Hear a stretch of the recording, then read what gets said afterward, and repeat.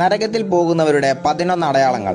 1. ഒരുപാട് പണം സമ്പാദിക്കാൻ ആർത്തിയുള്ളവർ. നമ്മുടെ ആവശ്യങ്ങൾക്കുള്ള പണം സമ്പാദിക്കാം, എന്നാൽ അമിതമായി പണം സമ്പാദിക്കണം എന്ന ചിന്ത പാടില്ല. 2. ശരീരത്തിന്റെ ആഗ്രഹങ്ങൾക്ക് ജീവിക്കുന്നവർ.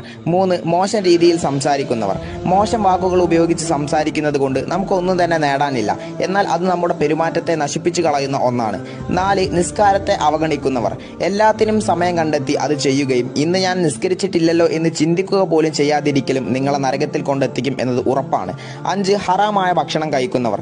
നമ്മൾ ഹലാൽ എന്ന് കരുതുന്ന പല ഭക്ഷണങ്ങളും ഹറാമാണ്. നബി സല്ലല്ലാഹു അലൈഹി വസല്ലമ തങ്ങൾ പറഞ്ഞിട്ടുണ്ട്, അവസാന നാളിലേക്ക് മദ്യത്തിന്റെ പേര് മാറ്റി ഇറക്കപ്പെടുമെന്ന്. അതിനാൽ ഭക്ഷണത്തിന്റെ കാര്യത്തിൽ സൂക്ഷ്മത പുലർത്തുക.